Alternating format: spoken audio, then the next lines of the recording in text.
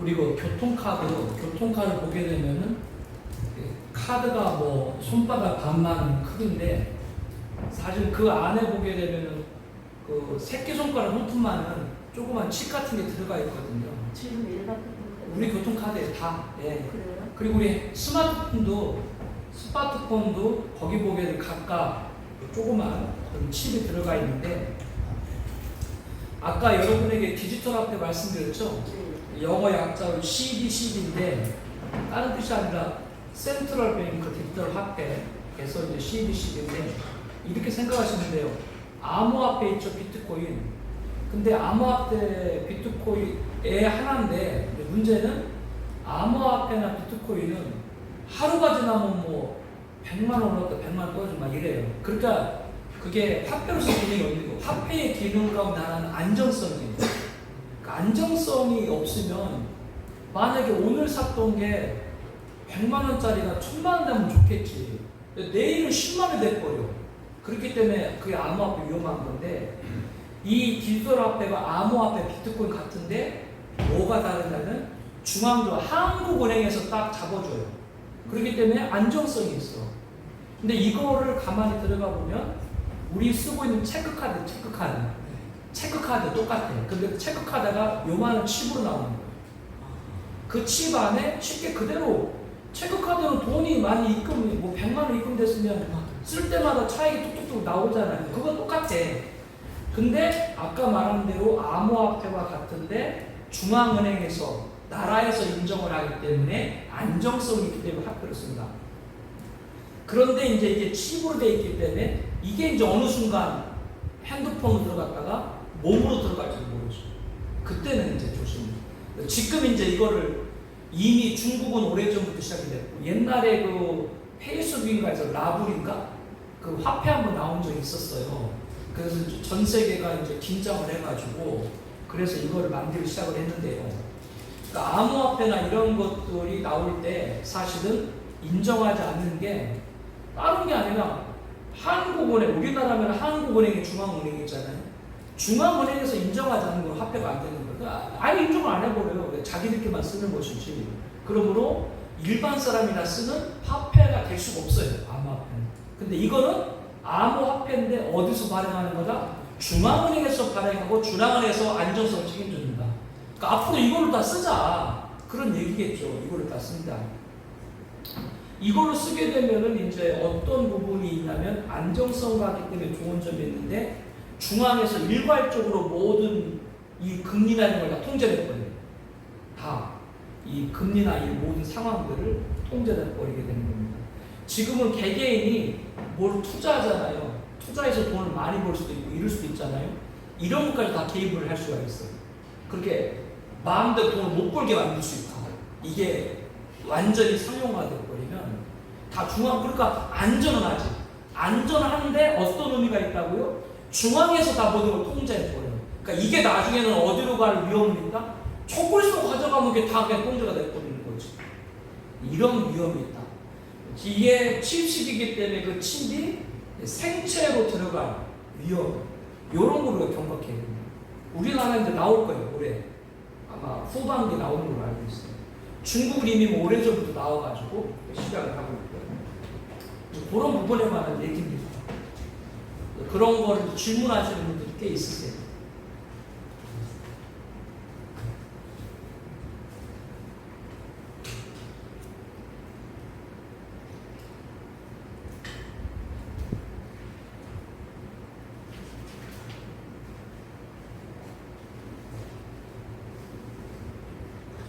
거기 다섯째 나팔 있죠? 나눠드린 교재 가운데요. 첫째와 다섯째 나팔, 우리 그거 이어서 공부하도록 하겠습니다. 첫째와 다섯째 나팔 되어 있는 거 그거 보시면 돼요.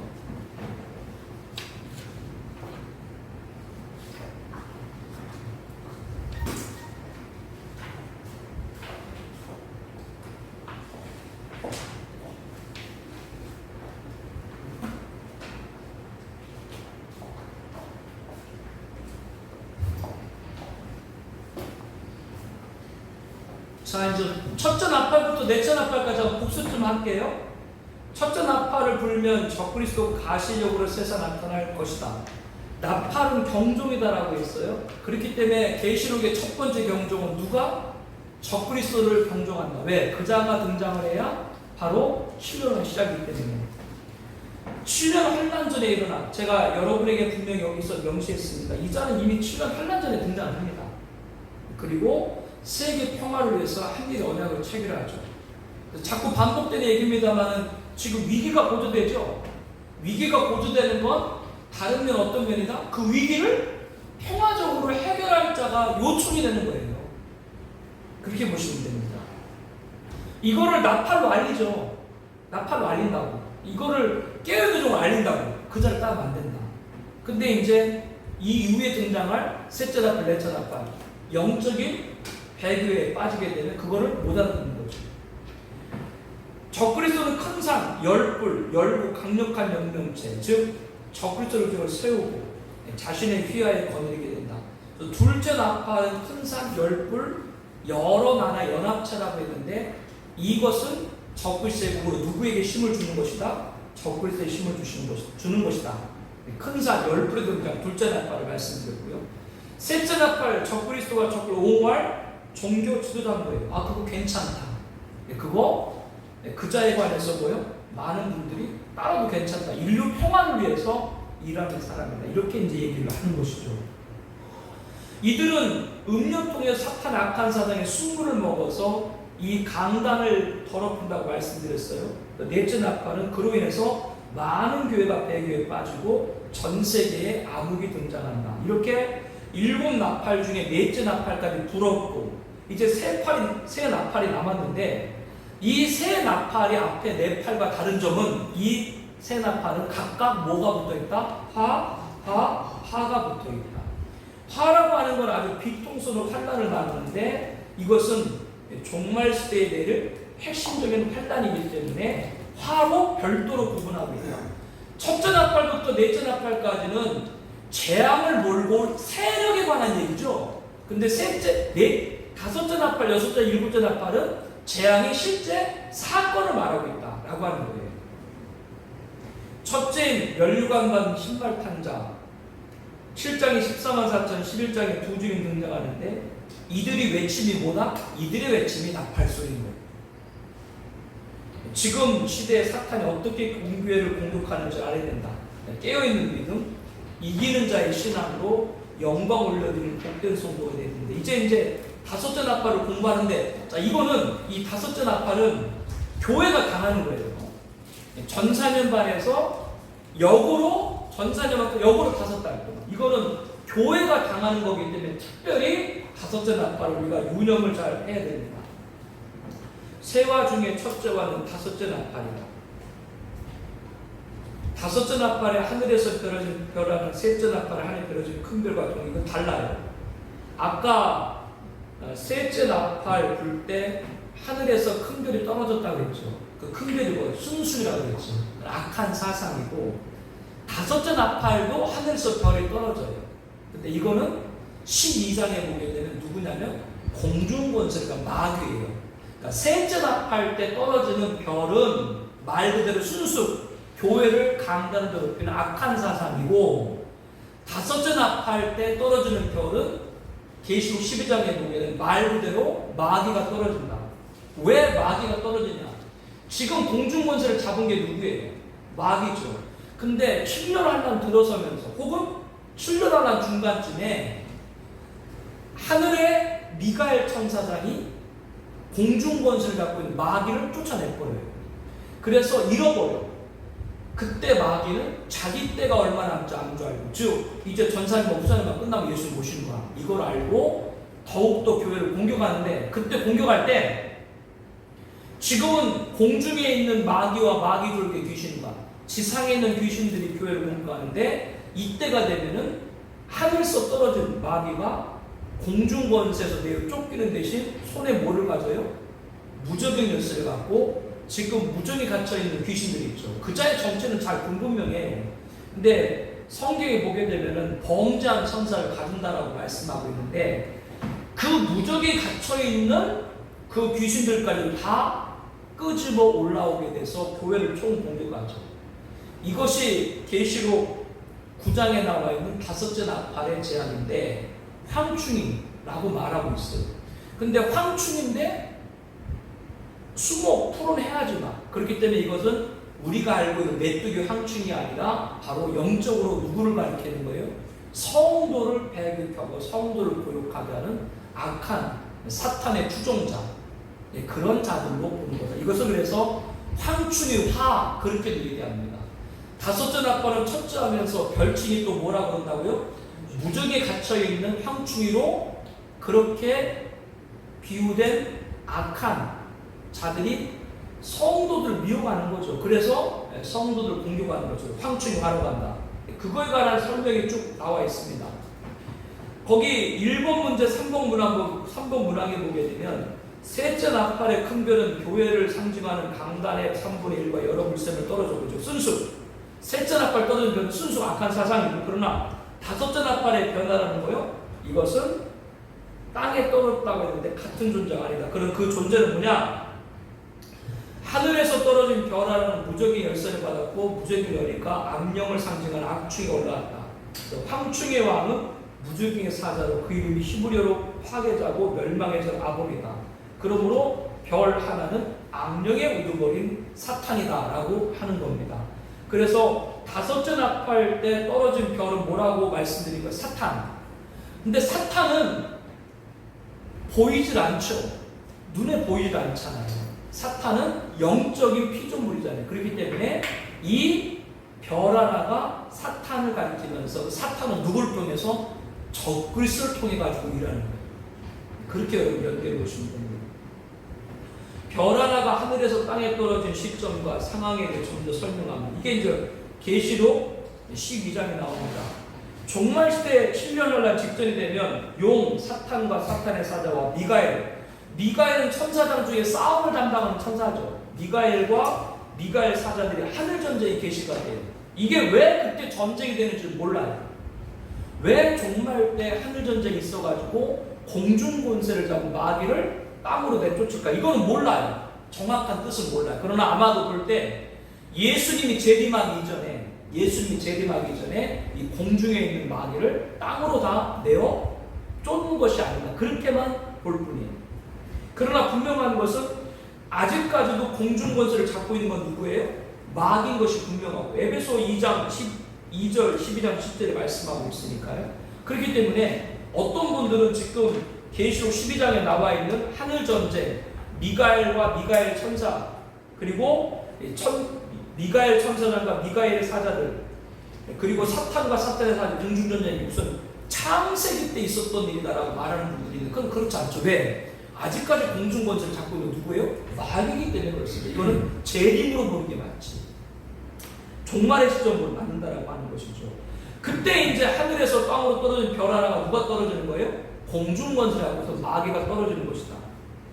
용과 미가엘 하는 전쟁은 피션이다. 이런 건 알려고 할 필요가 없다. 이게 피션이 아니죠. 사실이죠. 이거는 지금 있는 일이 아니고 종말에 있을 일이다라고 하는 겁니다. 하늘에서 떨어진 이 사탄 별 하나가 무적의 열쇠를 받았다. 거기 이쪽에 보게 되면 무적행은 시면입니다. 심음전은 뭐냐면 바닥에 없는 구덩이에요. 그래서 예수님께서 공생의 기간에도 그 마귀와 귀신을 쫓을 때 귀신이 그런 말 했죠. 제발 어디로는 보내주지 말라고. 제발 저를 무적에게 좀 보내지 말라고 막 그렇게 이제 얘기한 적이 있지 않습니까? 왜냐하면 여기에 떨어지면은 나올 수가 없어. 왜? 끝이 없는 항아리이기 때문에 계속 떨어지는 것이죠. 나라고. 끝도 없이. 성경에는 범죄한 천사를 가둔 곳이라고 베드로후서 2장 4절과 유다서 1장 6절에 말합니다. 그렇기 때문에 그런 자가 지금도 활동하고 있는 귀신뿐 아니라 갇혀있는 귀신도 있다고 하는 것이 분명한 겁니다. 지금은 공중과 지상에 있는 사탄의 사자의 악령들이 성도를 핍박하지만 이때가 되면 누구까지? 무적에게 있는 악령까지도 올라온다. 그 악령을 뭐로? 성경은 황충이로 말하고 있다.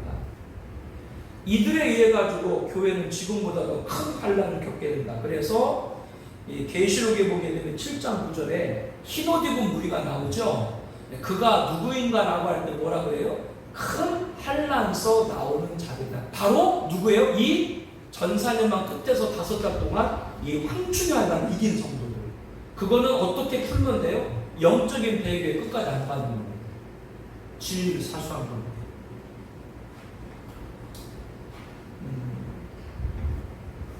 예, 조금 더 이어서 설명드릴게요.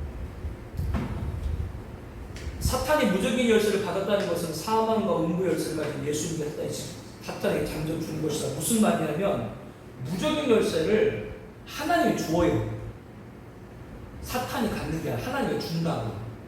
이렇게 생각할 수 있잖아요. 왜 하나님이 사탄한테 무적인 열쇠를 줘가지고 무적에 갇혀있는 귀신들까지 공격에 만들어? 그건 다른 것이 아닙니다. 마지막 때 하나님께서 제가 여러분에게 알곡과 쭉정이, 곡식과 가라지가 아니라 곡식 중에도 알곡과 쭉정이 말했듯 가르치는 거죠. 아무나 하나님의 영광을 맞을 수가 없는, 예수님의 재림의 영광을 맞을 수가 없는 것입니다. 이거는 주의 재림을 맞이한다는 건 교회사 가운데도 그때 택함 받은 자들만 맞이하는 것이기 때문에 아무나 이런 영광에 참여하지 못하게 하는 것, 참여할 수가 없는 것입니다.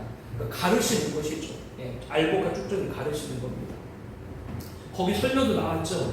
이유는 쭉정이 아닌 알곡 성도를 가리게 합니다. 알곡 성도만, 즉 신부단장 끝까지 누구만? 신랑 예수님만 사모한 자들이 그 자리에 참여할 수 있기 때문에 그렇습니다. 왜? 그들이 그래서 예수님, 그리스도의 나라, 에덴의 천년왕국에서 지복을 누릴 수 있는 그들의 자격이 주어지는 것이죠. 아무나 하나님이 원래 만들었던 에덴의 회복인 천년왕국에서 아무나 살 수가 없는 것이죠. 그러므로 환난이나 위험이 오는 것은 우리에게 고통스럽지만 오히려 이것을 우리에게 무엇을 더 소망하게 하는 거예요? 그 주님의 나라에서 살아갈, 에덴의 회복인 천년왕국에서 살아갈 그 영광을 우리에게 보여주시기 위함인 줄 믿습니다. 이렇게 소망을 갖게 하는 것이죠. 무적행을 여니까 황충이가 땅에서 올라오는데 거기 설명에는 무적행 구멍에서 큰 화덕이 열리고, 화덕이라고 하는 건 뭘 굽는 거잖아요. 연기라고 하는 건 뭐냐면 그 연기로 표현하는 건 황충의 때보다 많은 거, 연기로 이렇게 표현하는 것이 그건 많은 때. 땅에 풀이나 푸른 것이나 각종 수목을 해하지 말라. 만약에 황충이가 문자음으로 메뚜기라면 메뚜기가 풀 먹고 살지 풀 먹지 말라는 것은 어떤 의미야? 이 황충이는 우리가 아는 메뚜기가 아니라 악한 영을 말하는 것이다. 얼굴은 뭐 같아요? 사람 얼굴. 그러니까 이 메뚜기가 아닌 것이죠. 황충이라고 설명했지만 얼굴은 사람 얼굴 같다. 거기 제가 표현을 불신자를 숙주가 뭔지 아시죠? 다른 속에 자기 알을 넣고 그 속에 있는 걸 먹고 거기서 부화해가지고 나오는 게 숙주인데, 이 황충이가 바로 그런 자들이다. 이 황충이가 바로 이 양령들이 불신자 안에 들어가서, 근데 거기에 불신자만 넣었는데 불심한 자만 아니라 4절에 보니까 뭐라고 나와요? 배교에 빠진 성도로 들어가는 거예요. 그래서 오히려 진리를 사수하는 성도님들을 오히려 더 신앙을 무너뜨리는 그런 일을 하는 것이 바로 황충인데, 지금도 이런 일을 하죠. 근데 종말에는 뭐예요? 더 하자는 거예요. 나중에 공부하겠습니다만 이 황충이 특별히 교회 안에서 성도라고 하는 사람들이 신앙의 진리를 떠나도록 하기 때문에 얼마나 고통스러워. 차라리 죽었으면 좋겠다. 뭐와 같이? 전갈의 독침에 쏘는 것 같이 그렇게 고통스럽다고 말을 하고 있는 겁니다. 그러니까 믿는 사람들도 상처를 주는 것이죠. 5번에 사탄과 저굴에 대한 글입니다. 읽고, 황충이 때 왕이 있어요. 황충이를 관장하고 통솔하는 지배자는 왕이에요. 그들의 왕이 있으니 무적행의 사자라. 히브리어로 그 이름이 아바돈이, 헬라로 아볼론이다. 아바돈, 아볼론 전부 다 파괴자라는 뜻이거든요. 그러니까 이 황충이 왕은 누구겠어요? 당연히 사탄이겠죠. 근데 사탄은 눈으로 보여요, 안 보여요? 안 보이기 때문에 누구에게? 적그리스도를 통해 가지고 일을 하는 거예요. 그러므로 황충이의 사자 왕은 사탄이면서 또 누구로 봐야 돼요? 적그리스도도 같이 봐야 돼요. 왜냐하면 사탄은 누굴 통해서 일한다? 적을 통해서 일하고, 황충이는 또 각각은 누구를 통해서? 불신자나 성도가 누구? 배교에 빠진 성도에 들어가서. 그러니까 사탄은 영물이기 때문에 사람을 통해 들어가서 일하는 것이지 이자가 직접 나와서 그렇게 하는 건 아니라고 하는 것이죠. 그래서 계시록에 보게 되면은 이 13장에 사탄이 여기 누구에게? 바다에서 올라온 지금 적그리스도 모든 권한을 주잖아요. 이것과 연결하면 됩니다. 그래서 무적행에 살다는 사탄이면서 누구랑 봐도 된다? 적그리스도로 같이 봐도 된다. 그 설명을 여러분에게 드리는 겁니다. 그런데 이 황충이가 공격하는 대상과 공격하는 못하는 대상이 있어요. 6번에 보면 내 말, 예수님의 말씀 지키고 내 이름, 예수 이름 배반하지 않는 멸류관반 성도를 공격한다. 무슨 말이냐면 어떤 분은 자꾸 이 황충이를 불신자로 이렇게 보는 경우가 있는데, 여러분 왜 악령이 불신자를 공격을 해요? 불신자는 간 놔둬도 악령의 편인데 왜 악령의 편을 공격하겠어요? 그러지 않고 이들이 공격하는 건 누구예요? 여기서 꼭 명심하세요. 예수 이름 지키는 사람을 공격하는 거예요. 신앙을 배반하지 않는 사람을 공격하는 거예요. 끝까지 진리를 사수하는 해를 옮기는 여자가 상징된 교회를 공격을 하는 거죠. 4절에 보게 되면 인침받은 자를 공격했다라고, 자, 인침받은 자를 공격하지 않는다라고 나왔기 때문에 이 구절을 가지고 인침받았기 때문에 인침받은 걸 누구로 봐요?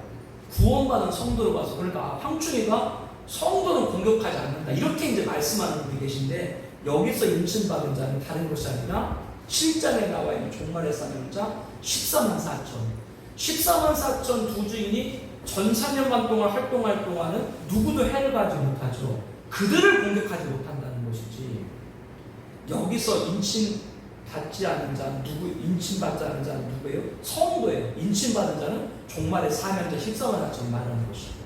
그러므로 일반 성도들이 당하는 고통인 것이죠. 거기 14만 4천은 11장 3절 종말의 열애사를 하는 게 도저히 같다. 그건 방금 설명드린 대로 황충이가 공격하는 대상은 구원받지 못하는 자. 이건 틀린 것이죠. 황충이가 왜 악령이 불신자를 공격해? 악령은 구원받은 사람을 공격하는 것이죠. 이걸 혼돈하면 안 돼요. 인침받은 걸 뭘로 혼돈하지 말아라? 구원받은 성도가 아니라 여기서 인침받은 건 종말의 사명자를 가리키는 것이다. 그렇게 보시면 됩니다. 황충이가 14만 4천 두 주인을 공격하지 못하는 것은 이들이 활동하기 활동 누구도 하지 못하는 능력. 그러니까 전 4년간 동안에는 14만 4천 두 주인을 누구도 해하지 못해요. 그렇게 이들은 황충이도 공격을 못해요. 황충이가 그 괴롭히는 기간이 뭐라 그래요? 5달 동안. 그래서 전 4년간에서 끝으로 5달 동안 딱 나와요. 얼마나 괴로운지 죽고 싶을 만큼 괴로워요.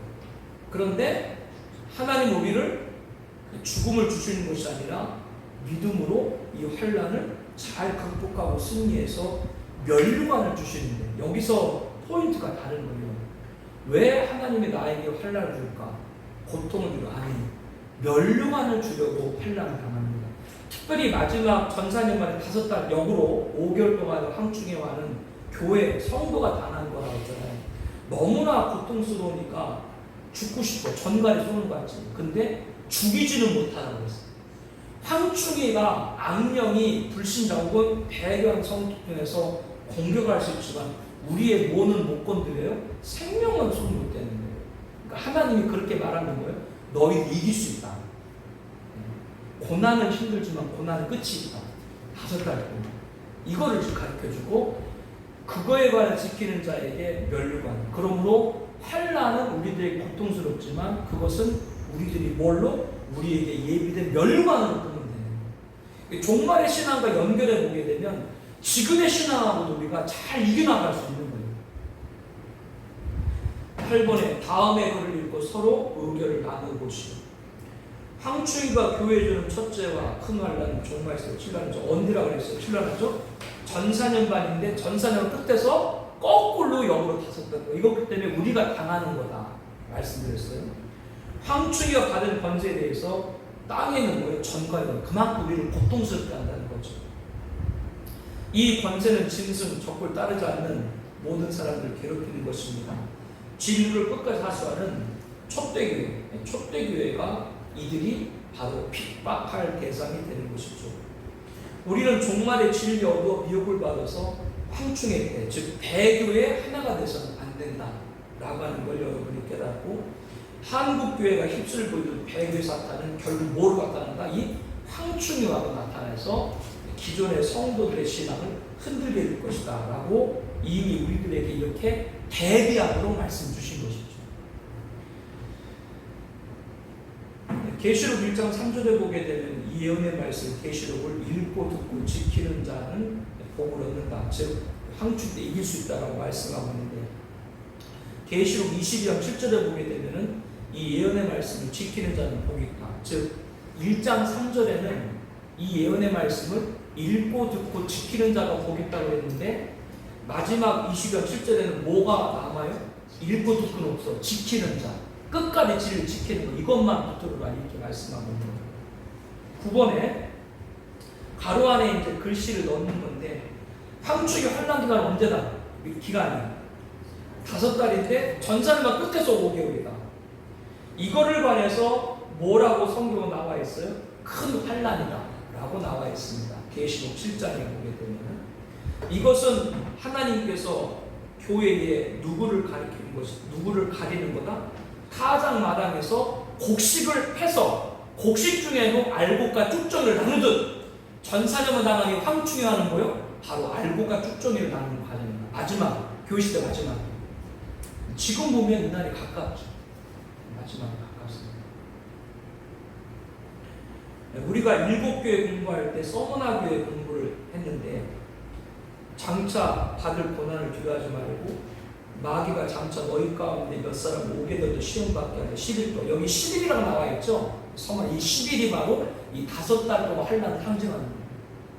그러면서 뭐라고 했냐면, 너희들이 죽도록 뭐하면 충성하면 생명과 멸류관을 줄 것이다. 그러므로 우리는 환란을, 아까도 반복에 말씀드리지만 우리에게 멸류관인 거예요. 그 부분들 이제 복수를 하면서 가로 안에 말씀을 넣는 것이죠. 거기를 4쪽 보겠습니다.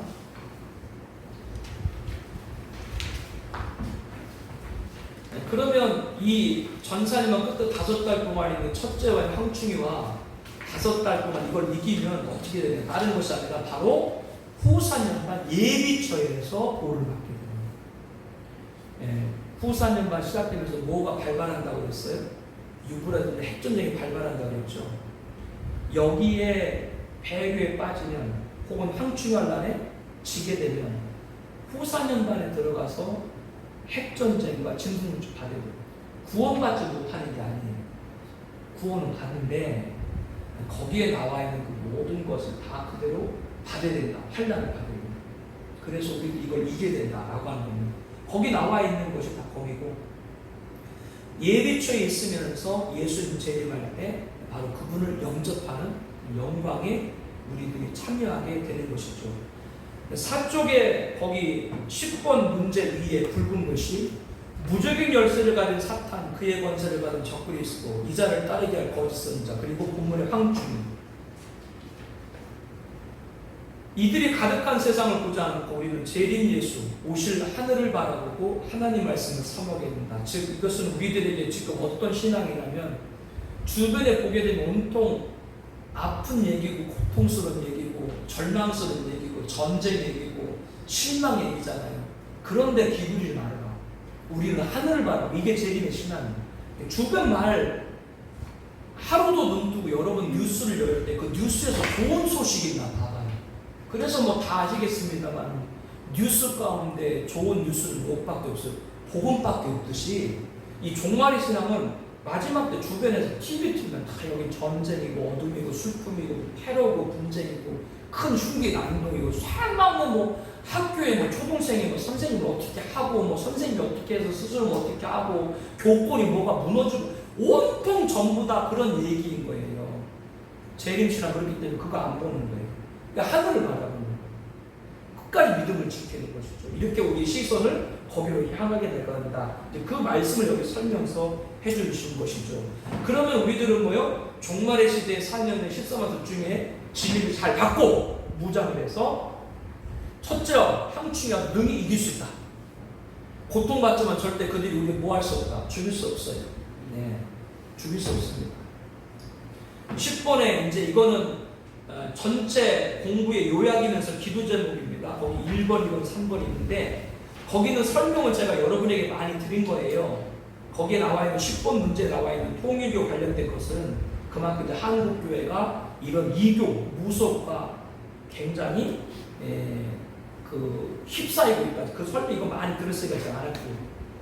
자, 1번, 2번, 3번, 4쪽 맨 밑에 보게 되면 기도 제목 있죠? 전체 요약에서 첫째와는 황충이로 상징된 악령들이 성도들에게 들어가 배교하게 하고 또 배교한 성도를 진리산성 공격하는 것이다. 지금부터 종말시대 7년은 전산현반까지 극심할 것이다. 첫째 황충이와 정체를 바로 알고 대비된다. 이거는 악령이 누구를 통해서 불신자 또 누구? 성도 중에도 배교한 자에게 들어가서 누구를? 진리를 지키는 성도를 공격한다. 첫째와 황충이와는 성도 곡식 중에 뭐와 뭐를 가르는 거다? 알고가 축전을 가르는 것이다. 제발 부탁인데 교회를 떠나면 안 되는 거예요. 무슨 일이 있어도. 오늘 또 내 유튜브에 누가 글 올렸대. 주일 성수가 성경이 어디 있냐고. 나한테 미신 있지 말라고. 대단하다. 그다 성도들이 올리는 거예요. 제 그 법이. 주일 성수가 성경이 어디 있냐. 주일이란 말 자체를 딱 보게 되면 성경에 딱 계시록 1장 한 군데만 나와 있죠. 그러나 초대교회를 보게 되면 안식 후 첫날, 그때는 주일이라는 그런 용어를 쓰는 것이 아니라 안식 후 첫날에는 우리가 듣고 있는 주일인데, 그래서 초대교회는 다른 것이 아니라 예수님의 십자가의 부활이 주일날 새벽이었잖아요. 그래서 부활한 그날을 기점으로 초대교회 성도가 어때요? 그날 예배를 드리고 연보하고 헌금을 하고 찬양하고 간증하고 굿절하고, 그 날을 통해서 주님께서 우리들을 구원하시고 또 이 땅에 주님으로 확장하고 또 우리가 재림시험하는 것처럼 저 영원한 날을 바라보고 주 재림을 사모하는 그런 귀한 날을 성수하는 거죠. 근데 교묘한데 뭐가 교묘하냐면 이 뿌리를 들어가다 보게 되면 로마의 시대에 가게 되면 이제 그 제7 안식교에서 그걸 가지고 많이 공격을 하는데요. 이게 주일이 영어로 썬이잖아요. 썬데이잖아요. 원래 태양신을 섬겼던 날이다. 그런데 그날을 로마 황제가 해서 주일, 그렇게 되면 주일을 지키면 태양신을 섬기는 이렇게 이제 공격을 하고 자기들의 토요일 날 지켜야 되는데 그거를 이제 얘기하는데 우리나라의 주일이 미국에도 주일이에요. 미국은 토요일이 주일이에요. 우리 지구가 다 시차가 다 다르잖아요. 그러니까 그러면은 미국 같은 나라는 우리나라의 토요일을 주일로 드리는 거잖아요. 뭐 잘못됐나?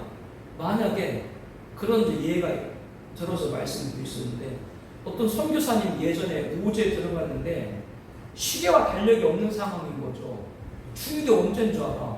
몰라. 그래서 그냥 하루 자기가 살아가면서 하루를 정해가지고 주일을 성수했어. 근데 그날이 만약에 목요일이다. 그러면 그 주일 성수 안 한 거예요? 날짜가 일요일이 됐건 토요일이 됐건 월요일이 됐건 한 날을 그 아프리카 오제 있는 분들이 그날이 무슨 뭐 일요일인지 주일인지 어떻게 알아요? 모르지. 주중에 하루를 성별하는 것이지. 그래서 계시록 보면 딱 나오잖아요. 그 주의 날에 내가 성령의 감동이 됐다. 그거는 사도 바울이 담모섬에 유배되어 있는 상황에도 그날은 성별했던 것이죠. 그날 뭐가 임했어요? 성령의 감동했고 계시의 말씀이 그에게 임하는 것이죠. 성경의 근거를 통해 가지고 하나하나 찾아서 신앙생활을 해야 되는데 주일성 성경이었다. 그건 뭐냐면 기존 교회 신앙의 근간을 흔드는 것이지. 이런 자들이 형충이에요. 그러니까 기존의 정통적인 신앙을 다 흔들어버리는. 야, 그거 뭐 성경에 있냐? 뭐가 있냐? 아니, 삼위일체가 성경에 나와 있나? 아니, 삼위일체란 말이 성경에 나와 있어요. 성경을 보니까 하나님과 예수님과 성령님은 하나님이시다라고 해서 삼위일체를 우리들이 인정하는 것이고, 성경에 무슨 기독론이 나와 있나요? 성경에 보니까 예수님만이 우리의 구원자이시다 라고 했기 때문에 기독론을 말하는 것이고, 성경에 무슨 이신칭이가 나와 있나요? 성경에 보니까 오직 구원은 뭐로 말미암아 믿음으로 받는다기 때문에 이신칭이 많이 나오는 것이고, 근데 이제 그거를 갖다가 변개가지고 뭐 삼위일체가 뭐 이신칭이가 기독론이 뭐 성경이 있냐, 이게 뭐 사상을 따로 이 모든 게 다 뭐라고? 기독교의 근간을 흔들어. 이게 헌추인 거예요. 그러니까 정상적으로 신앙생활을 잘 하는 분들 갸우뚱하게 만들어버리고 11조 없애버리고 기독론 없애버리고 주일성서 그러면 그거 다 없애면 뭐 갖고 신앙생활해요? 그냥 자유분방해주는 거지. 내가 하고 싶은 하고 말고 싶은 하고. 그게 바로 성경에 보니까 뭐라고 그래? 가만히 들어온 자들이 교회를 어지럽게 해서, 그 성경은 가만히 들어온 거짓 형제, 그들이 바로 형체입니다. 가만히 들어온 거짓 형제들이 성도를 무너뜨린다. 이런 부분들까지도 다 연결해 보면 첫째화가 마지막 때 어떻게 우리를 공격하겠구나, 이런 게 이제 우리가 보여주는 것이죠. 거기 3번 기도 제목 봅니다. 첫째화, 황충이화로 성도는 뭐 죽고 싶지만 괴롭지만 하나님이 절대로 그들에게 뭐는 못되겠다? 생명은 손대지 못하겠다. 하나님은 우리들 믿습니다.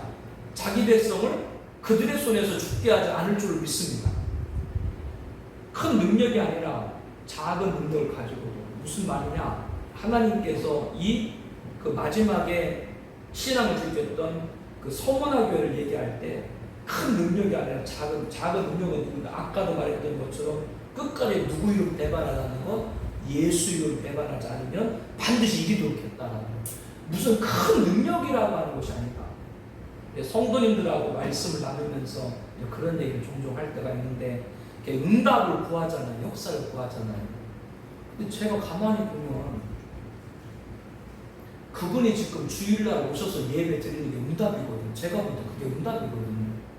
그전에는 그것도 지금 제대로 주일 성수도 예배 생활도 온전히 못하시고 흔들렸는데, 지금 어쨌거나 어렵고 힘든 중에도 주일날 오셔서 예배 드리는 게 지금 자기가 응답받고 있는 건데 응답을 몰라. 이거는 뭐냐? 마지막 때 신앙은 무슨 큰 일을 해가지고 그것으로 인해서 지킴받는 것이 아니라 말씀 그대로 끝까지 예수님 말씀했다가 예수님 배반하지 않고 어떤 일이 있어도 주일 성수 예배 생활 철저하고, 그 모습 하나하나가 종말의 신앙을 지키고 이기갈 수 있는 줄 믿습니다.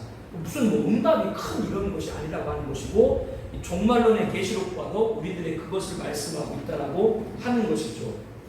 그렇기 때문에 이것은 반대로 마지막으로 얘기하면 마지막 때 가면 갈수록 우리가 지금 큰 어려움으로 생각지 않은 주일 성수라든가 예배상 이런 것이 점점점 어렵게 되는 거죠. 사람들은 자유롭게 되어지고, 왜 황충이한테 빠져가지고 뭐 이번 주 안 되고 다음 주에 뭐 하면 되지, 뭐 이렇게 사람들이 이렇게 되어버리죠. 그거를 하는 일들 가운데 하나가 뭐냐면 천주교입니다. 여러분, 천주교는 매일 미사가 있는 거 아시죠? 아침 미사, 저녁 미사. 우리랑은 달라요. 우리들은 물론 매일 새벽 기도가 있죠. 근데 그 매일 새벽 기도를 드리는데 그 매일 새벽 기도가 주일날 예배와 같이 봐요? 아니죠. 주일은 하루를 온전히 성수하고 주님의 날이잖아요. 주중에 나와 있는 새벽 기도나 이런 기도에는 우리가 주중에도 신앙이나 이런 것들이 잠들지 않도록 하기 위하고 더욱더 말씀 안에 경성하기 위해서 하는 것이지. 근데 이 관점의 접근이 다르다. 천주교는 뭐요? 평일날 미사드리던 주일날 미사 아무 관계가 똑같이 봐. 그렇기 때문에 마지막 황충에 무너뜨린 일 가운데 하는 것도 천주교다. 아무 부담이 없게끔 만들어 버립니다. 이것이 뭘로 들어와요? 교회로 슬슬 들어와요. 지금 주변에 자꾸 토요일날 예배 만드시는 교회 있는데, 토요일날 예배를 드리는 거가 잘못됐다는 것이 아니라 그거를 주일날 못 드리는, 물론 주일날 못 드리기 때문에 토요일이라도 와서 예배 드리면 좋겠죠. 그거는 좋은 걸 할 수 있는데, 그 자칫 주일이라고 하는 성수 나가서 예배 생활까지 자유화시켜버리는 것은 아닌가, 이런 우려는 좀 해봐야 돼요. 그런 부분입니다. 이런 작은 거 하나하나가 황충하다라고 하는 겁니다. 자, 오늘 6째 나팔까지 공부를 해야 될 것 같습니다. 둘째와 6째 나팔 있죠? 네, 그거 봅니다.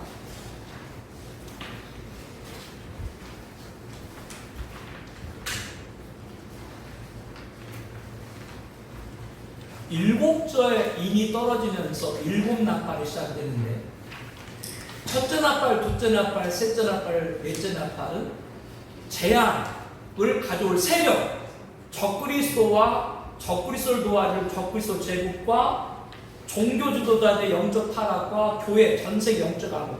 즉 첫째 나팔, 둘째 나팔, 셋째 나팔, 넷째 나팔은 종말의 재앙을 가져올 세력을 말하는 것이고, 다섯째 나팔, 여섯째 나팔, 일곱째 나팔은 그 재앙의 사건을 말합니다.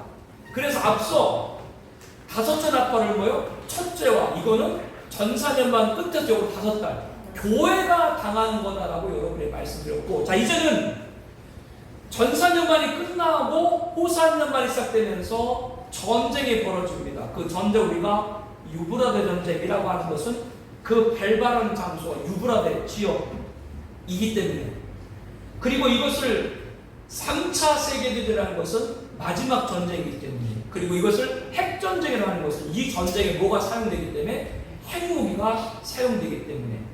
자, 그런데 여러분 교재에 보게 되면 둘째와 여섯째 나팔이 되어 있고 그 옆에 조그만 글씨로 진리에서 나고하면 재앙에 떨어진다라고 이렇게 잘 조그만 글씨 되어 있죠. 이것은 무슨 의미냐면 아까 다섯째 나팔 황충이 화는 교회가 당하는 거라고 말씀드렸잖아요. 여기서 신앙을 지키지 못하면 호사년은 떨어져요. 그들이 구원받지 못하는 게 아니라 그랬어. 구원받아. 근데 뭐요? 여섯째 나팔의 핵전쟁에 다 당해야 돼. 그래서 요약을 한 거예요. 진리에서 나고하면 재앙이 떨어진다. 이겁니다. 왜 우리가 끝까지 지금 진리를 붙잡아야 되는가? 라고 하는 겁니다. 진리에서 떨어지면 당연히 재앙에 떨어지게 되는 겁니다.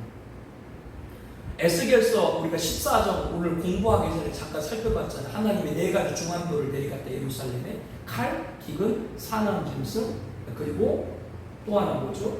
전염병 이렇게 내리겠다고 말씀드렸잖아요. 근데 거기에 너희들이 당하게 될 거다. 참 그 무서운 말인데 뭐냐면요. 여러분 집에 가서 14장을 잘 보세요. 하나님 너무합니다. 어떻게 칼과 그리고 기근과 그리고 사나운 짐승과 또 전염병 이렇게 우리에게 고통 줍니까? 하나님이 거기 뭐라고 그랬냐면 그 재앙 가운데 예루살렘에 재앙을 내려가지고 칼과 기근과 사나운 짐승과 전염병으로 그 재앙 가운데도 살아남은 자가 있다.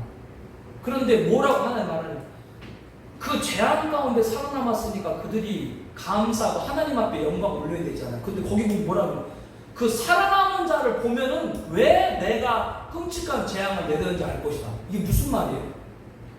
그 재앙을 받고 살아남은 사람들이 하나님을 바라보고 회개하는 것이 아니라 더 완악해, 퇴악해, 악을 내요. 그러니까 다른 사람들이 왜 하나님의 재앙을 저들에게 내렸는가를 너희들이 알 것이다. 이 말씀이 지금 이해가 다 전달되는지 모르겠습니다만요. 그래서 계시록 18장도 똑같이 나오잖아요. 계시록 18장에 보게 되면은 이 큰 성 바벨론 지구가 멸망하거든요. 멸망하니까 사람들이 울어요. 그러면 우리들이 보기에는 저 사람들이 이 지구가 멸망하니까 운다. 그게 아니라 아이고 지구가 멸망하네. 내가 만드는 이 물건을 누가 이겨 사? 자기 물건을 팔 사람이 없어서 울어. 지구가 멸망하는데. 그 주님이 뭐라 그래요? 마지막까지 회개치 않는다. 회개치 않는다. 진리에서 나고하면 재앙이 떨어진다. 성도들 가운데 첫째와 전사년간요. 그때 배에 빠져가지고 호사님을 떨어져요. 극심한 고통을 당해요.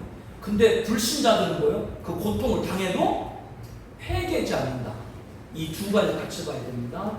성도들 가운데 지금 왜 신앙을 지켜야 되는가? 여러분 왜 지금 신앙을 지켜야 됩니까? 라고 얘기를 할 때 우리 살아오는 생에 예수님 재림하시면 당연히 실현하는 격파가 될 것인데 여러분들이 끝까지 진리를 지키지 못하면 재앙이 떨어집니다. 라고 말할 수 있어요. 지금 계시록을 3번째 강의를 드렸고 지금 2번 교회에서 강의를 했고요. 3번째 언제 지금 내가 강의를 해야 되는가 지금 타이밍을 지금 기도하고 있거든요. 기도하고 있는데 여기 뭐 성도님도 계신데 조금 이 죄송한 표현을 하면 지금은 주제 설교를 하고 있거든요. 그러니까 타이틀을 정하고 그 타이틀에 맞는 본문 중에서 이제 말씀을 나누고 있는데 목사님마다 다 다르겠습니다만은 저 같은 경우는 주제 설교를 하면 편해요.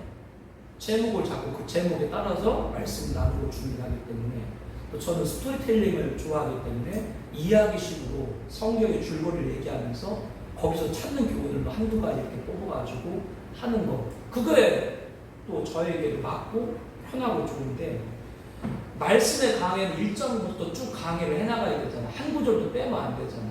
그러니까 어려워요 사실은.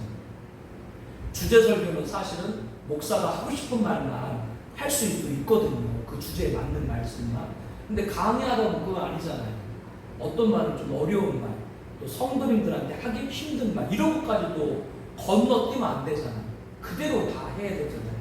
그래서 강의를 하면서 좋긴 좋은 점도 많이 있으면서 방금 말한 그런 것 때문에 어려움이 있는데, 그래서 이 계시록 강의를 3번째 하기를 해야 되는데 언제 할까지는 기도 중에 있어요. 근데 그 기도 중에 있는 가운데 하나가 과연 내가 우리 성도님들한테 이 얘기 할 수 있는가? 무슨 얘기요? 여러분 진리에서 라고 제한이 떨어집니다. 이거까지 당당히 얘기할 수 있어야 계시록 강의. 그냥 이렇게 덮어서 안 돼요. 그렇게 그냥 이렇게 뭐 덮듯이 해서는 이거 얘기 못 해요. 그러니까 목사님이 성도님과 관계죠. 그러니까 목사님들이 성도님 관계가 우리 성도면 내가 당신 진리 떨어지면 재앙했다가 이렇게까지 얘기해도 그 성도가 시험되지 않거나 오히려 그 말씀을 잘 받아들일 이 관계가 되면 이걸 하면 돼요. 거기까지는 그건 목사님들이 하셔야 될 목이고, 저는 이제 그런 환경이 됐을 때 이렇게 했으면 좋겠습니다라고. 그래서 첫 번째 제가 만들어드린 교재도 있잖아요. 근데 그 교재로 안 하고 다시 2번째 강의했을 때 교재를 또 만들어서 해드리고, 이렇게 하는 것도 여러분들 목회 현장에 와서 하라, 그렇게 이제 하는 건데, 6째 나팔, 이거는 성도님들, 진리를 지킨 성도님들은 당하지 않습니다. 왜? 그들은 후사년만 어디로 간다고 했죠? 예비처에서 구원을 받습니다. 근데 이곳에는 불신자뿐 아니라 누구도 떨어진다? 마지막 첫째와 황충야를 못 성도들도 배교에 빠지면 떨어지게 된다. 6째 나팔을 공부할 때 사실은 불신자의 포커스를 두면 안 됩니다. 성도 가운데 절대로 진리서 나가면 돼. 거기에 중점 맞춰야 됩니다. 조금 볼게요. 정리 5째와 나팔. 첫째와 5째 나팔 황충의 화에 대해서 공부했습니다. 그 시점은 7년 환란을 전사하는 끝에서 영으로 5달 동안입니다. 교회 시대 마지막 큰 환란이다라고 얘기하고 있죠. 성도들은 적불지대, 그리고 음료의 식물, 악한 사상, 영적 투쟁 기간인 거예요. 그런 말이 들려도 절대로 믿음 지켜야 된다. 그래서 예를 말씀드렸죠. 뉴스 보면 뭐 어디가 전쟁 난다, 무슨 충격 안동이 있다, 누가 뭐 어떻게 됐다, 그런 거 절대 여러분들 듣지 말고 하늘을 바라보라. 그래야 뭐요? 쑥물 악한 세상도 들려오지 않아요. 알곡과 쭉정이를 가르는 일에 결정적 역할을 하게 된다. 황충이 된 벽박으로 쭉정이 들고 떨어져 간다. 이들이 바로 누구예요? 후사님만 핵전쟁에 떨어진 사람입니다. 이때 짐승 적그리스도를 따르는 미련한 5처녀로 비유된 갈팡질팡하죠. 7년 환란 가운데 적을 통치하는 후사년반 대환란입니다. 그러므로 이겨야 된다. 왜? 이겨야 후사년반 핵전쟁과 짐승 통치에 떨어지지 않기 때문에 그렇습니다. 첫째와 전사년반 끝 5달 동안 이것은 우리가 감당할 수 없는 시험이 아니다. 이길 수 있다. 왜? 지금 우리가 예비하고 있기 때문에 그렇죠. 그래서 이거를 이기면, 황충이화를 이기면 독수리와 큰 날개를 업어서 하나님 준비한 장막, 우리의 예비처로 이동을 받게 될 것이다. 성경에 독수리 큰 날개 얹어 이동했다라는 건 딱 2군데만 기록됐다고 말씀드렸어요. 하나는 뭐라고 말씀드렸어요? 출애굽했을 때 홍해를 건넌 거를 독수리 날개, 그리고 계시록 마지막 때 예비처로 갈 거를 독수리가 어딘지 모르는 거예요. 하나님의 비상한 방법으로 옮기시는 거죠. 이거는 몰라요. 어딘지는 몰라요. 알게 하실 수도 없고, 왜냐면 알게 하면 서로 이제 거기 가려고 혼란스럽겠죠. 절대로 혼란하게 하는 건 하나님이 일하는 게 아닙니다. 계시록 갖고도 하다가 이거를 두려움을 조장하면 그건 계시록 잘못 전한 거예요. 하나님이 왜 읽고 듣고 지키면 복 있다고 했는데, 복 있다는 말씀을 왜 우리가 읽으면 두렵겠어요? 그게 마귀의 짓이지. 계시록 못 열게, 그게 마귀의 짓이죠. 네, 그걸 못 열게 해서 뭐를? 화를 준비를 못하게 하는 거예요. 가둬놓는 것이죠. 후사년반 유브라 전쟁, 핵전쟁, 적국 통치, 우리는 예비처에서 보호를 받고, 그래서 우리가 기도할 때 우리 공동체 가족들이 마지막 타장 마당에 설 때 절대 쭉정이 되지 말고 알곡에 있어야 된다 라고 하는 것, 이것을 오늘 우리들이 이 부분을 공부하면서 배워야 되고, 이제 둘째와 이거를 불신자만 포커스 두지 말라 그랬어요. 여기엔 누구도 미련한 5처녀 같이 마지막에 기름 준비하지 못한 밤중에 소리가 있을 때 보다 신나. 그게 재림의 메시지죠. 재림신앙에 무장하지 못한 거죠. 둘째 화인 여섯째 나팔에 큰 강 유브라데에 결박한 네 천사가 모였다. 그 10시가 이르러 사람 3분의 1이 주기로 준비가 되었다라고 말하고 있습니다. 계시록 7장에 보게 되면은 거기도 네 천사가 나오는데 바람을 붙잡았다. 근데 9장 서버에 바람을 놨다. 전쟁이 벌어진 거예요. 네 천사가 뭐를 말한다고요? 전 세계 4대 열강, 이들이 각각 핵무기를 보유하고 있고 이제 그 전쟁이 발발하는 그거를 보여주고 있는 것이죠. 다른 것을 고르시오. 2번에 바로 여섯째 인 가운데 몇 번째냐? 둘째 인, 붉은 말 단자, 큰 칼. 이 큰 칼이 바로 여기 나와 있는 여섯째 나팔 핵전쟁이다. 거기 교재는 없습니다만은 그 큰 칼을 받았는데 뭐라고 말씀드렸어요? 서로 죽이려고 하더라. 서로 죽이려고 하다라고는 어떤 의미라고 그랬어요? 4대 열강들이 각각 다 핵을 무장을 해야 된다. 그래서 지금 미국과 유럽의 서방과 또 북방인 러시아와 동방인 중국이 핵무기를 갖고 있는데 어디는 핵무기를 갖고 있지 못해요? 남방은 이란은 핵무기를 갖고 있지 못하죠. 그렇기 때문에 이 이란이 핵무기를 갖고 있는 것, 이 부분들 우리가 한번 잘 살필 필요가 있다라고 하는 겁니다. 이번에 이 전쟁에서 인류 3분의 1이 죽는다 말했거든요. 그러니까 전 세계 인구가 3분의 1이 죽을 수 있는 전쟁, 이 전쟁밖에 없는 거예요. 핵전쟁이다. 제리스 전쟁으로 이렇게 죽을 수가 없는 것이고, 핵전쟁 유브라데 전쟁이라고 하는 것은 그 전쟁의 발발 장소가 뭐요? 유브라데이기 때문에 그렇다. 여기 9장에 나와 있는 유브라데 전쟁과 16장에 보게 되면 아마겟돈이 나오는데 거기 아마겟돈에 보면 강이 나오거든요. 유브라데. 그러니까 혼돈하는데 뭐를 여러분이 구분해야 되냐면 9장에 나와 있는 유브라데 지역에서 발발하는 전쟁이고 16장에 나와 있는 아마겟돈 전쟁은 그 유브라데가 가는 길이에요. 그 길이고 전쟁 어디? 아마겟돈이고. 그러니까 그 구분을 좀 여러분들이 하셔야 됩니다.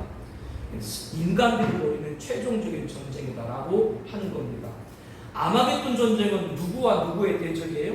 적그리스도와 세상 임금과 세상 임금들이 재림하신 예수님과 하늘 군대와 접전을 벌이는 것이고, 근데 사실은 접전이란 말도 안 맞아요. 왜냐하면 어린 양과 하늘 군대가 일방적으로 적그리스도를 섬멸하는 것이지, 이것은 어린 양과 하늘 군대와 적그리스도 세상 임금이 아마겟돈 전쟁, 유브라데 전쟁은 뭐예요? 유브라데 전쟁은 인간과 인간끼리.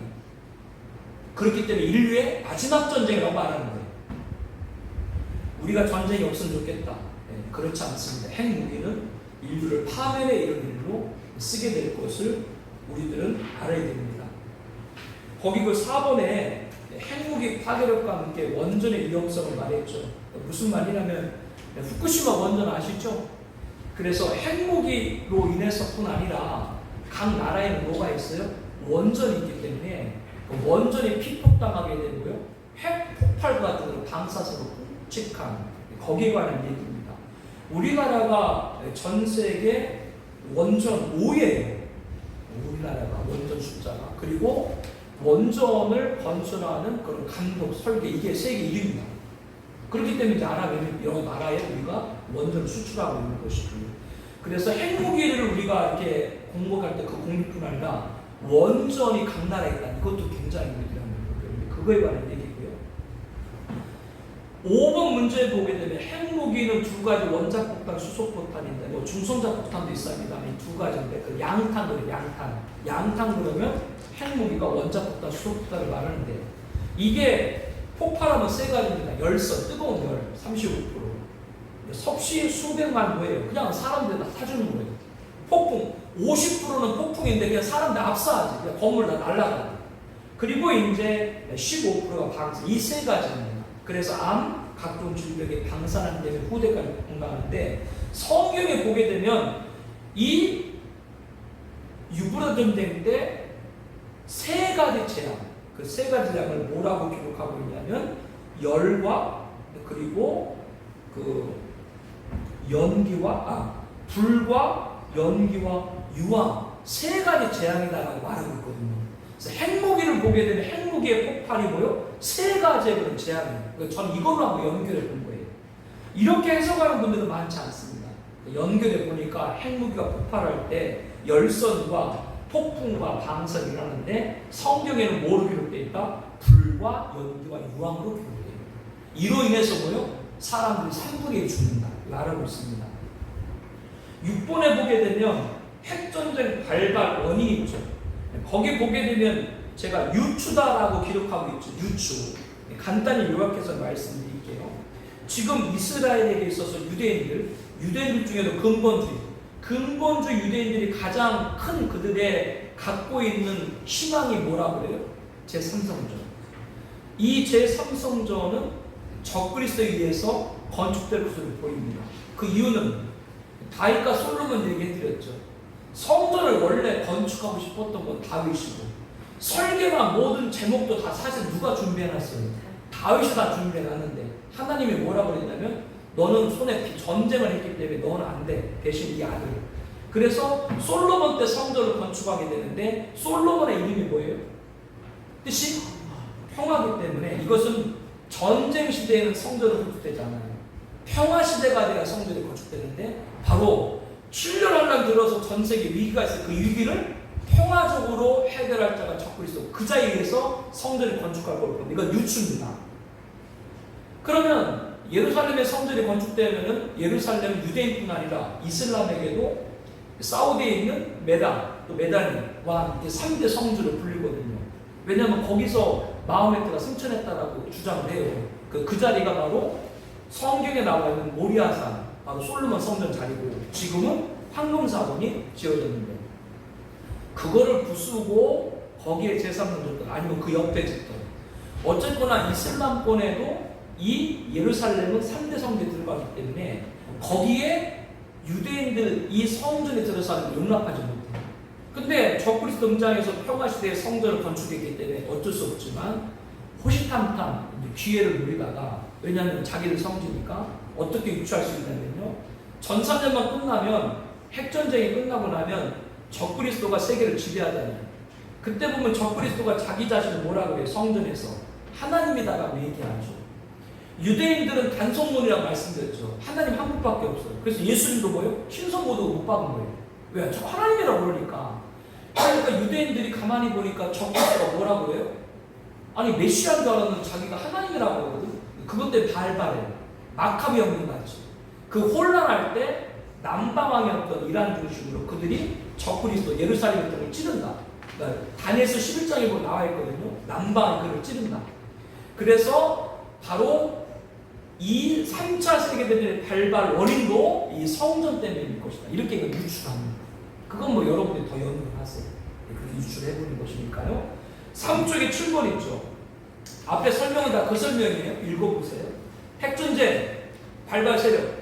그 발발 세력은 지금까지 말씀드린 대로 다니엘서를 보고 또 계시록 보게 되면은 다니엘서를 보게 되면 뭐로 나와요? 바다에서 네 바람이 불고 네 짐승 나오고 계시록에 뭐가 나와요? 사방에 네 바람을 누가 붙잡고 있어요? 네 천사가 잡고 있고.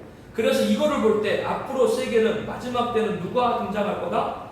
남방왕, 그리고 서방왕, 북방왕, 동방왕 같이 이렇게 등장할 거다. 그래서 이 발발 세력은 이들입니다. 이들이 경합을 지금도 벌이고 있죠. 러시아와 미국과 이런 데가 지금도 암술이고 또 누가 또 껴가지고 중국이 껴가지고 중국이 요럴 땐 러시아 편 들었다가 또 요럴 땐 발뺐다가 이런 일을 지금 하고 있고 그리고 여전히 미국의 적성국이라고 하는 나라 어디예요? 이란이죠. 이런 부분들입니다. 참 재밌어요. 우리나라가 이란한테 줄 돈이 많아요. 석유를 갖고 오고 돈을 안 줬어요. 안 준 게 아니라 우리가 안 주려고 안 준 게 아니라 미국이 야 니네 돈 주지 마.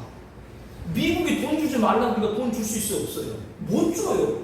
니네 이란한테 돈 주면 이란과 똑같이 제재한다. 그렇기 때문에 미국이 무서운 거예요.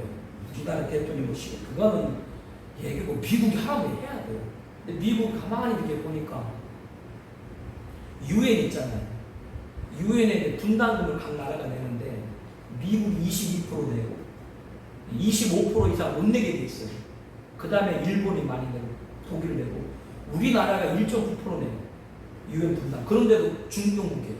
1.9%밖에 안 내는다고. 그러니까 이란이 그러면 우리가 받을 돈, 한국에 있는 우리가 받을 돈 유엔 분담금으로 일하는 거 내다. 미국도 손해가 아니거든. 가만히 보면 손해. 그래 같은데 돈 내죠. 요번에 또 뭐라고 그래? 돈도 우리 갖고 있는 돈이 있는데 이란에 미국인들 인질이 있어요. 그 인질들이 있어요. 그 뭐 경제가. 그러니까 이란이 야 인질 풀어줄 테니까 우리나라한테 돈 달래. 그러니까 미국이 좋거든요. 그래 인질 풀어주니까 한국 니네 돈 갖다 줘. 뭐 그런 일이에요. 강대국 그렇게 무서운 거예요. 강대국 그렇게 무서운 거예요. 아니 미국의 돈이 자기 돈인가? 자기들이 내라고는 내야 되고 갖고서 갖고 이래요.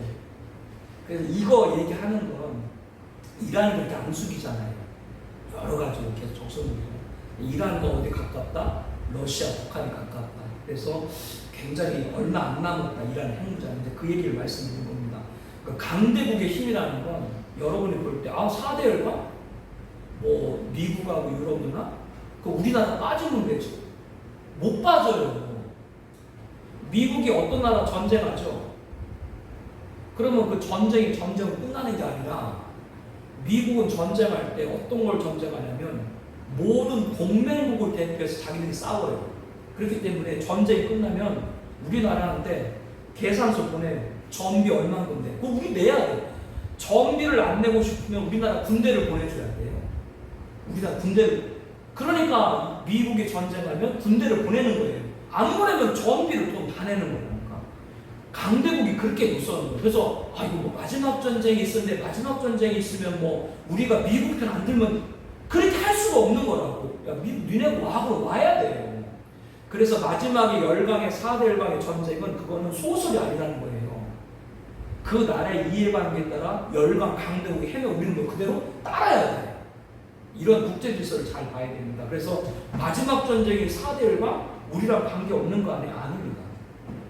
방금 이러한 설명을 드렸듯 발을 빼면 뺄 수가 없어요. 그리고 우리나라 점점 나라가 부강해지기 때문에 요구가 더 많은 거예요. 점점 뺄 수가 없다. 이런 부분을 여러분들이 잘 살펴봐야 됩니다. 8번에 인류 간의 마지막 전쟁이 핵전쟁과 같은 세계대전은 없을 것이다. 로마서 2장 5절에 뭐라고 해요? 하나님이 의로운 심판이 나타난 그날에 임할 준비를 지금 쌓는 중이지. 다 쌓는 게 최종이 뭐예요? 그날 심판이 임하는 것이지 없을 수가 없어요. 4쪽에 맨 위에 설명했죠. 인간의 죄악은 없어지는 것이 아니고 하나님이 정한 날까지 사트 그와 함께 인간이 만든 무기도 없어지는 것이 아니고 그 무기는 뭐요? 마지막 지구의 종말에 파괴 때 쓸 것이다. 그걸 거기서 쭉 설명을 하고 있는 겁니다. 그래서 박윤선 박사님 여러분 우리나라 뭐 세계적인 그 주경 신학자신데 그분도 그런 얘기를 했어요. 이 계시록 9장을 언급하시면서 궁극적으로 주님의 오실 날이 가깝다. 박윤선 박사님 이걸 주석하면서 그런 말씀을 쭉 설명을 해 주셨습니다. 그래서 여기서 핵심을 제가 말씀드렸어요. 진리에서 낙오하면 재앙이 떨어진다. 그래서 9장의 핵전쟁을 설명할 때 불신들과들만 접근하지 말라고요. 그렇게 하지 마시라고요. 성도들 가운데 마지막에 신앙 못 잡으면 여기 떨어진다. 여기까지 연결해 줘야 돼요. 이거 불신자로만 보면 안 돼요. 그렇게 하면은 성도들이 계시록도 잘 듣지도 않으려고 하고 계시록 전할 그런 의미도 별로 없어져요. 이거 성도들한테 하나님 말대로 봐야 돼요. 그렇게 보시면 됩니다. 우리가 지금 우크라이나 러시아 전쟁 보지만 아까 사나운 짐승을 설명드릴 때 하나님을 떠난 사람이 사나운 짐승이더라. 그와 같이 우크라이나 러시아 전쟁 봤을 때 하나님 떠난 것이 지옥인 거예요. 그러니까 지금 우리 눈으로 그 지옥을 보여주고 전쟁 앞으로 전쟁을 보여주는 거예요. 그러니까 눈으로 보는데도 마지막 전쟁을 안 믿는 거지. 그러니까 이게 참 아이러니인 거예요. 왜 그걸 안 믿냐? 목사님들이 말씀을 안 하잖아요. 이거는 성경하고 이거 뭐 관계가 없는 식으로 이런 식으로 목사님들이 얘기를 해버리잖아요. 그렇기 때문에 계시록을 실제적으로도 많이 접근해줘야 된다. 그래서 박윤선 박사님 여기도 얘기했습니다만 박윤선 박사님 어떤 분입니까? 세계 최고의 주경신학자인데 그분도 이렇게 말씀했다. 이상근 박사도 마찬가지고요. 그럼 제 교재에 있으니까 책을 잘 보시기 바랍니다. 그래서 우리들은 절대적 성경을 가지고 시대적 징조 이걸 잘 보고 성도님들한테 증거해 줄 필요가 있다. 가로 안에 알맞는 말씀을 유시죠. 둘째화로 등장하는 여섯째 나팔, 둘째화다 이 말씀을 드렸고요. 이것은 오늘 더욱더 우리로 하여금 경성하게 해서 성도들이 거기에 빠지지 않도록 하는 것, 이것이 이 여섯째 나팔을 공부할 때 7일 동안 낙고에 떨어지기 때문에 이 부분을 중심 다뤄야 된다. 기도 제목 있죠? 기도 제목이면서 또한 요약이기도 합니다. 둘째와 여섯째 나팔 핵전쟁 참화 속에 떨어져 깨닫지 못하는 자가 있습니다. 오늘 완악한 자들은 마지막까지 완악합니다. 아까도 설명드렸죠? 지구가 멸망하는 걸 보면서도 자기가 만든 물건을 팔 것이 없어가지고 우는 자들. 그래서 에스겔서도 말씀드렸죠? 4가지 재앙에 있다가 살아났는데 회개하고 돌아오는 것이 아니라 그들의 더 악한 걸 보고 왜 하나님의 재앙을 내려야 되는가를 그제서 그들이 알게 된다. 그래서 우리와 중보하는 분들이 하나님의 긍휼을 입고 자꾸 맺히고 지금의 전쟁 이런 여러 위기를 보고 거짓 평화, 사람의 평화, 평화의 왕, 거짓 평화에 속지 말고 평화의 왕 예수만을 따르는 신앙을 가져야 되고, 둘째와 여섯째 나팔은 핵전쟁의 무시무시한 실상에 성도를 두려울 필요가 없습니다. 우리는 다 어디로? 예비처로 이진도 받는데 우리가 참 안타까운 건 명목은 성도지만 어디에? 알고 아닌 쭉정에 떨어진 성도들이 여기에 떨어진다는 것이고, 그래서 깨어서 믿는 알고 성도가 되어서 예비처에 있다가 예수님 재림 공중 휴거하는 우리가 되어야 하는 것이죠. 공중 휴거, 둘째와 여섯째 나팔 발발의 핵전쟁에 떨어지지 않기 위해서는 종말의 메시지에 귀를 기울이고 또 재림의 시간이 대비해야 되는데, 한국교회가 더 계시록에 좀 열리고 성경적인 종말 정립돼서 시대의 징조를 보고 성경 가지고 분별하고 통찰할 필요가 있다라고 하는 겁니다. 앞서 오전에 말씀드렸어요. 러시아 우크라 전쟁 이후에 독일 같은 2차 세계대전 이후에 아예 무장을 어느 이상 하지 못하게 만들어버렸는데 이제 독일까지도 막 재무장한다고 그러고 유럽에 있는 국가들이 거의 GDP 2% 3%. GDP 우리 경제대국에서 GDP 3%가 어마어마한 돈인 거예요. 돈이라는 게 어마어마합니다. 우리나라는 북한과 대립하고 있기 때문에 어마어마하게 많이 쓰고 있거든요. 쓰고 있는데 우리나라가 10% 쓰는 거하고 독일이 3% 쓰는 건 차이가 있는 거예요. 왜? 국력이 이렇게 차이가 있기 때문에. 이렇게 오히려 세상은 더 갈수록 위기가 고조되지 평화가 없는 거예요. 근데 그때 누가 평화를 가져가고 자꾸 등장하는 이 전쟁의 무기의 위기를요, 그렇게 우리가 봐야 되는 이런 부분입니다. 그래서 한국계 목사님들 좀 이런 시대를 좀 여러 부분에서 좀 얘기를 하고 말씀드리면 시대를 보고 성경을 좀 조명할 필요가 있다. 너무 성경 동떨어지게 하고 있다라고 하는 부분은 너무나도 안타까운 것이고, 우리 교회 목사 또 우리 교회 성도가 이런 일에 쓰임받고 또 이 사명에 우리뿐 아니라 귀한 필요한 연봉과 있거든요. 물건도 더할 수, 또 여러분들도 기도를 하셔야 되겠죠. 저도 기도합니다. 청라국제도시 인천 광역시로부터 이런 재림의 신앙의 말씀을 들을 수 있게 된 성도님들, 또 우리 성도님들 함께 인도달 저도 기도하고 여러분들도 기도를 해주시면 되겠습니다.